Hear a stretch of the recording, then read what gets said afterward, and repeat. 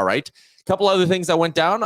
Oilers would jump out to a 2-1 lead on the aforementioned Raphael Lavoie hammer of a goal. Again, like, he is a natural goal scorer. He does it at the American League level. He did it in junior. And this is just one of those goals that not a lot of guys have the ability to score, the vision to just unleash it, the confidence as well, like all of it, right? Impressive goal from Raphael Lavoie. But if I'm being totally honest with you, goals like that are not going to get him on the roster. Like, what you need to see from Raphael Lavoie, and people can scream and be like, old-timey take or whatever, barbarian hockey take. Like, he's got to be a good bottom six player for the Oilers this year. He's not going to play on the power play. He's not going to play in the top six. He needs to come out and show that he can be trusted at 5v5 and find ways to be effective at 5v5. That's what's going to get him on the Edmonton Oilers. So this goal is great, but the people being like, oh, he's a new player, but he's not a new player.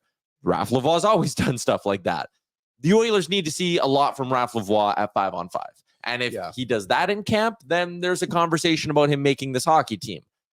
It's still a long shot.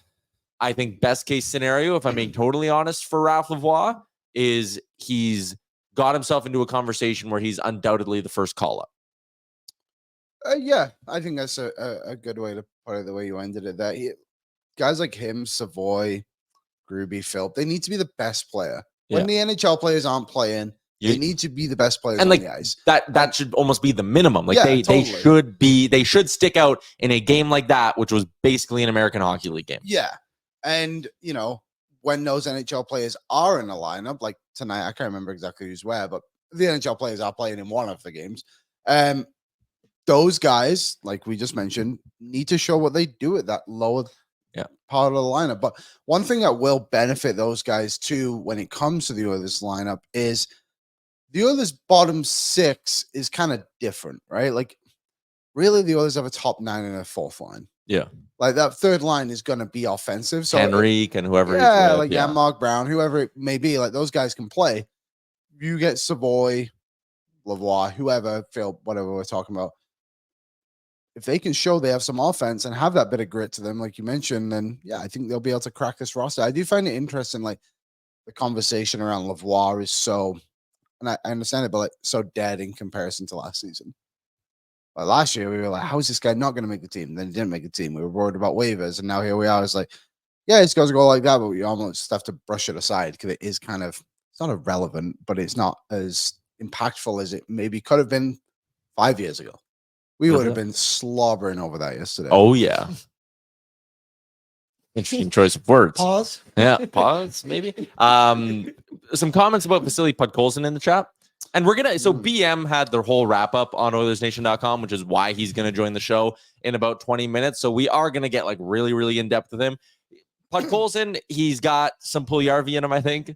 His skating style is very Bambi and loose, but it's effective. Like, though, if you want to play the OT winner, AB, I don't know where our clip starts. Does it start with his hit? Yeah, okay.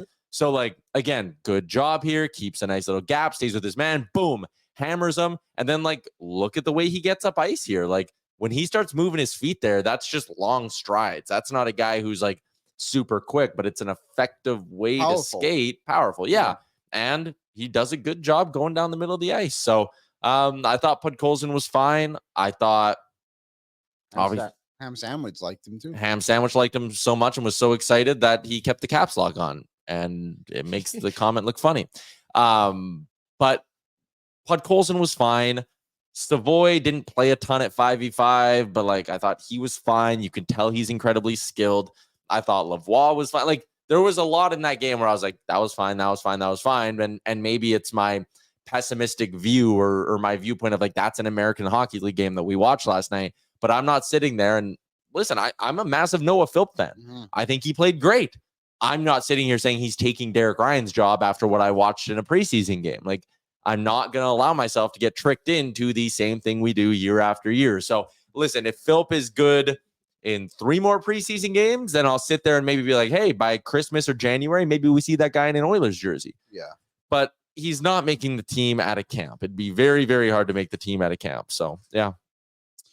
Yeah, I think I'll get more excited about these guys as, the games kind of get on here. Like, tonight. The guys who are playing with the top unit Yeah. power play. I think Knobloch said he wants to keep those guys together in all the games so they can have those reps. And What's up, Nation citizens? If you like that video, then you need to be subscribed to the Oilers Nation YouTube. Podcasts, live shows, exclusive interviews, and analysis.